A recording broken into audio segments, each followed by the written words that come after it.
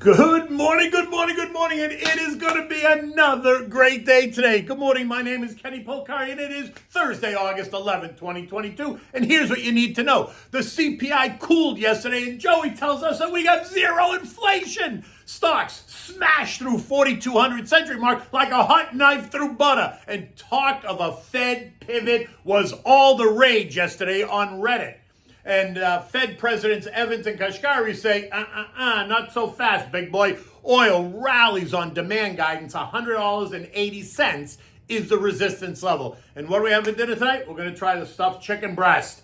And this morning already we got the Ppi number, and that was even cooler. So we'll talk about that in a minute, because yesterday it was risk on. And the NASDAQ, ladies and gentlemen, is now in a bull market. Now you say, what? The NASDAQ's down 18% on the year, and you would be correct.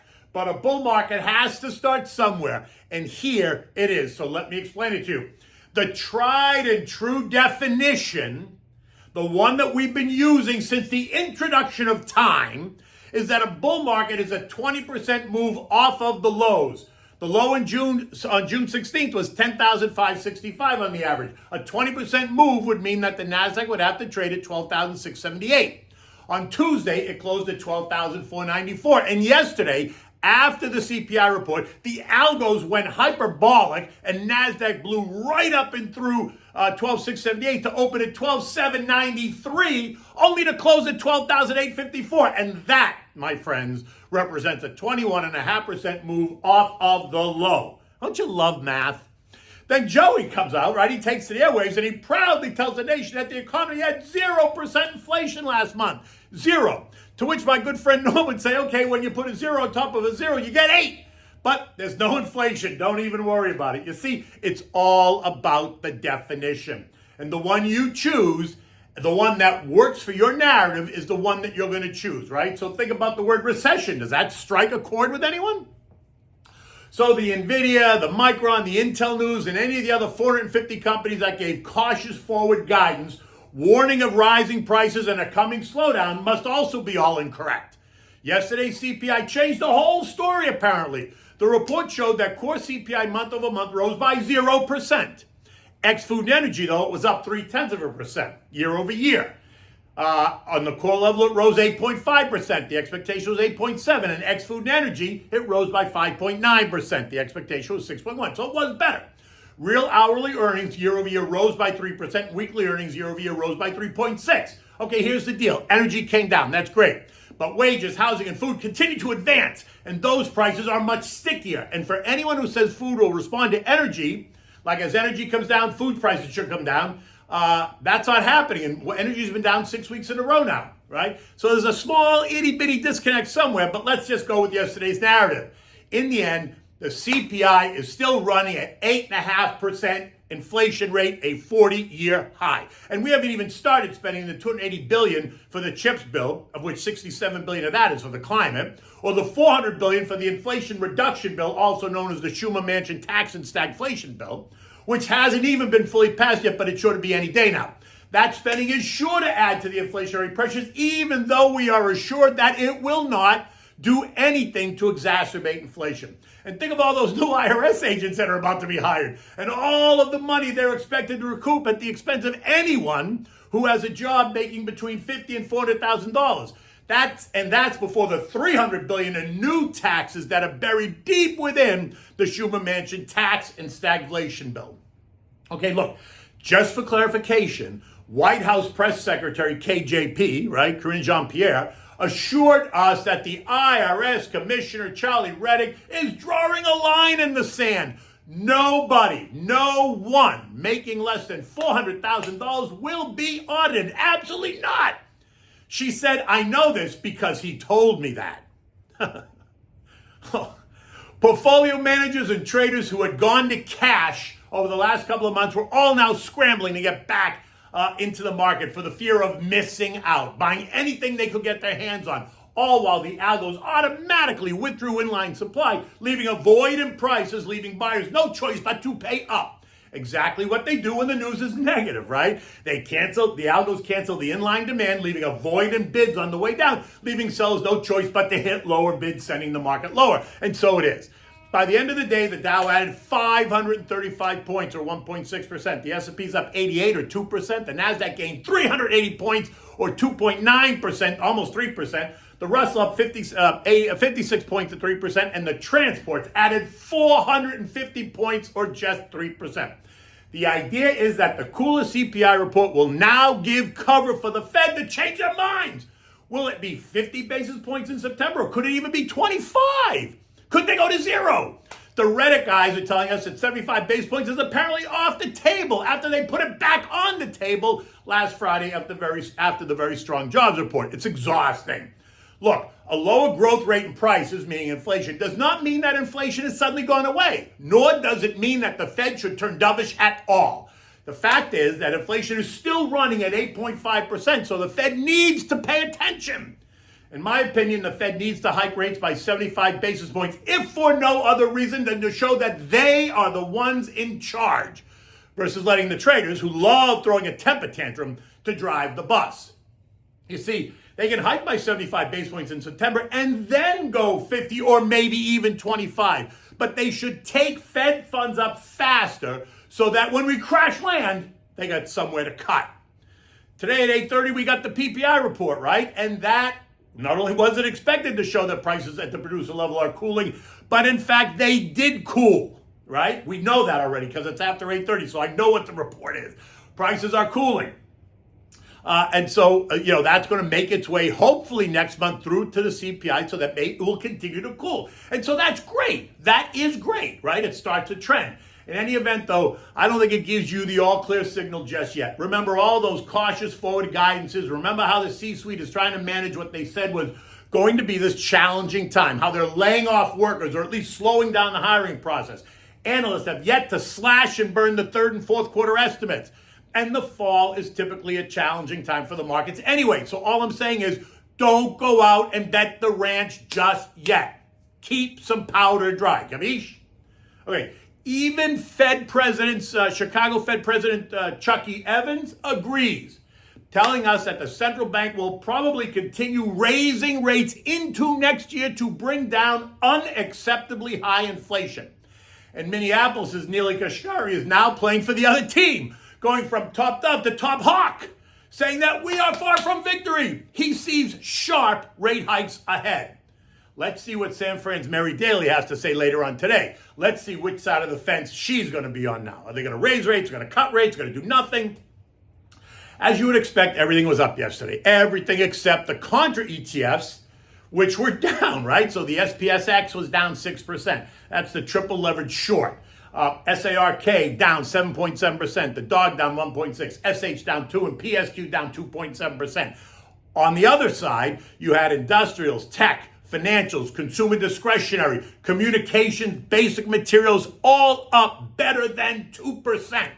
You had healthcare and real estate were up about 1.5%, while you had utilities, energy, and consumer staples up about 1%, or just under 1%.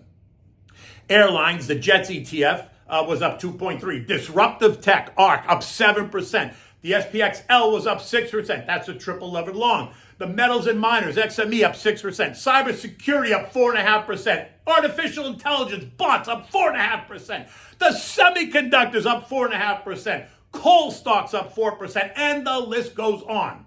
Treasuries are still upside down. No change there. And the tried and true definition says that a recession is coming if we're not already there. But that's a whole nother conversation. Oil ended the day up $1.30 a barrel, or 1.4%, to trade at $91.90. Yesterday's news helping to push prices up as refiners now say that they are expecting strong energy consumption, read demand, for the second half of the year. Demand for gas remains robust. The next stop is going to be $100.80, which is resistance for West Texas Intermediate. Next up is the dollar. It lost ground yesterday, falling over 1%, as the idea that inflation is under control sent the dollar lower, breaking right through trendline support at $105.55. And that set the algos ablaze, right? Because you can think of a more dovish Fed.